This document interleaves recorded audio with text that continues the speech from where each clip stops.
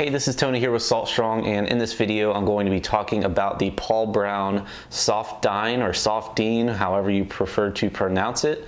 This is basically like a hard bait, but it has a soft body. It's a sinking twitch bait.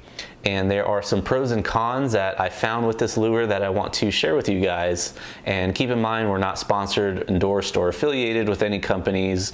So these reviews are completely independent and we tell you how it is. We tell you what we like and what we don't like. So as far as what I really like about this lure that I found when I was testing it out is that it has a very good and very unique action compared to hard baits that are very similar.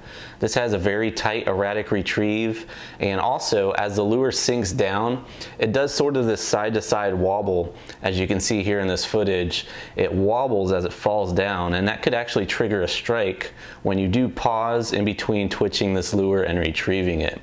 So I like those little extra unique features that this lure has as you're retrieving it. Now, another thing I noticed with the action of the lure as I was retrieving it back to me, it didn't seem to cover as much distance for every time I twitched the rod tip.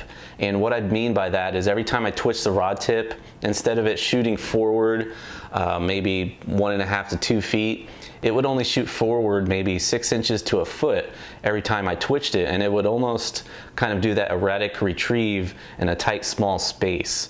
So it actually helps stay in the strike zone longer as opposed to some other hard baits that I've used where you twitch it and retrieve it, and it covers a lot of distance as you're retrieving it back to you. So that's another plus that I do like about this lure.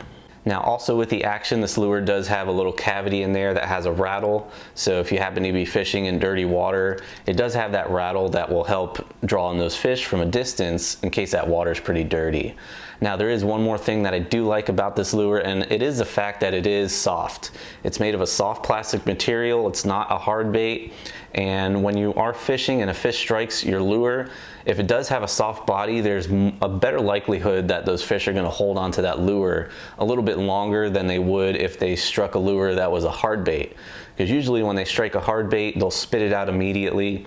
But if they grab something soft that imitates a bait fish a little better, you have a better chance of that fish holding onto it a little longer and getting a good hook set.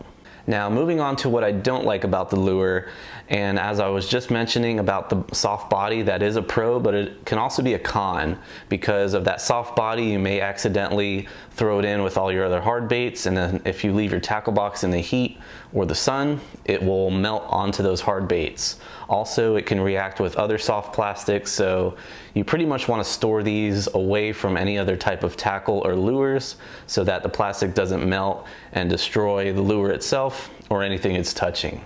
Also, with it being a soft plastic material, if you get a puffer fish that happens to grab it and start poking at it, it will tear it up, just because puffer fish are relentless. They have those razor sharp teeth that can pretty much cut into anything. So because of that soft plastic material, it will get damaged if you run into any toothy critters or puffer fish. And now the last thing that I didn't like about the lure was the hooks. Even though these hooks are razor sharp, they're very sharp. My experience with these silverish gray colored hooks is that they're very weak. They tend to bend very easily, especially when they bend once and then you try to bend it back and then it bends again, most likely it'll break off.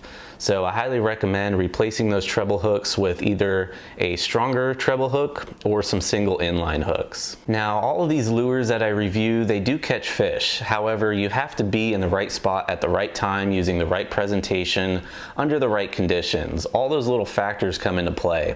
So if you need help mastering those trends and those patterns and tactics, definitely take a look at our Salt Strong Fishing Club at saltstrongclub.com. Also, if you have any experience using these and you want to share that with us, definitely leave those comments down below and let us know. Thanks for watching, and I'll see you on the next video. Looking back, I was 8 years old, out on the dock with my old zip